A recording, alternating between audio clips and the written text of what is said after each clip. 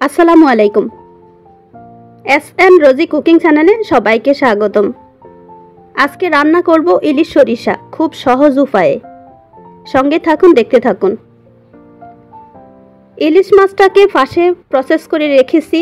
এখন চুলায় একটা কড়াই বসিয়ে দিয়ে বেশ কিছু পেঁয়াজ, কাঁচামরিচ, হলুদ পাউডার দিয়ে একটু হালকা সফট করে ভেজে নিচ্ছি।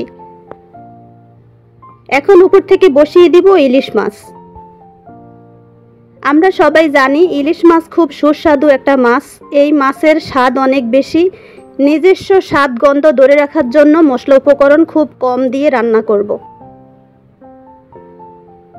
দেখতে পেয়েছেন উপর থেকে একটু তেঁতুলের রস আর স্বাদমতো লবণ দিয়ে মিশিয়ে নিয়েছি।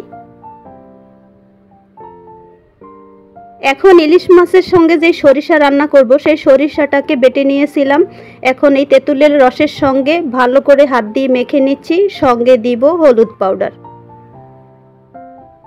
একেবারে অল্প মশলা উপকরণ দিয়ে রান্না হবে আজকের ইলিশ সরিষা। তবে দেখবেন একদম দ্বিগুণ স্বাদের ইলিশ সরিষা রান্না হয়েছে। উপর থেকে ইলিশ সরিষা আর একটু হালকা পানি দিয়ে একদম বসিয়ে দিয়েছি। 15 মিনিটের জন্য ফাইনালি কুক করব।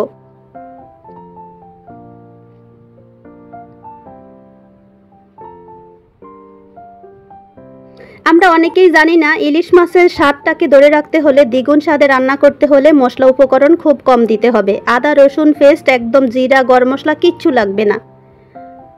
জাস্ট হচ্ছে একটু জিরা পাউডার উপর থেকে দিয়ে এখন ডেকে দিব। 10 মিনিট পরে ফিরে আসি, দেখাচ্ছি আপনাদের। ওয়াও, একদম 10 থেকে 12 মিনিটের মধ্যে আমি ফিরে এসেছি। এখন দেখতে পাচ্ছেন ইলিশ মাছের রান্না কিন্তু কমপ্লিট। এখন আমি সার্ভিং ডিশে একটু তুলে দেখাচ্ছি কত সুন্দর ইয়াম্মি একটা ইলিশ সরিষা রান্না হয়েছে। খুব সহজ উপায়ে রান্না করে ফেলেছি আজকের ইলিশ সরিষা। একটু সার্ভিং ডিশে তুলে নিয়েছি।